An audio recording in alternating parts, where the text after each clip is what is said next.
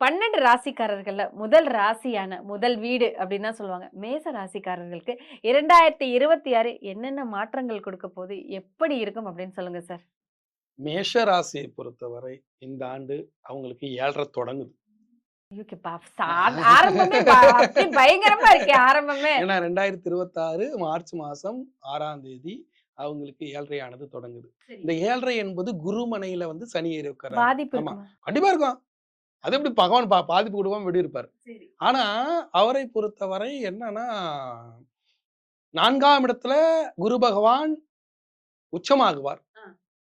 மே மாசம் 25ஆம் தேதி. அதே மாரி 4ஆம் இடத்துல கேது பகவானும் ஏறி அமர்வார்கள். தாயாருடைய உடல்நிலையில கவனம் செலுத்தணும். வீடு, மண்மனை பிரச்சனைகள் வருவதற்கு வாய்ப்பு இருக்கு. சொத்துக்கள் இழப்பீடு வருவதற்கு வாய்ப்பு இருக்கு. அதே மாரி பொருளாதாரத்துல சில இழப்பீடுகள் வருவதற்கு வாய்ப்பு இருக்கு. பண முடக்கம் ஏற்படுவதற்கு வாய்ப்பு இருக்கு. நிறுவனங்கள்ல சில பாதிப்புகள் இருக்கு. இது எல்லாம் இருந்தாலும், அவங்களுக்கு ஒரு மிகப்பெரிய யோகமும் இருக்கு. என்னன்னா, அதே சனி மனையில ராகு போய் உட்காருவார். ஓ! ராகு போய் மகரத்துல உட்காருவாரு. உட்காருவார். ஆ. மகரத்துல செவ்வாய் உச்சமான மனையில ராகு உட்கார்றதால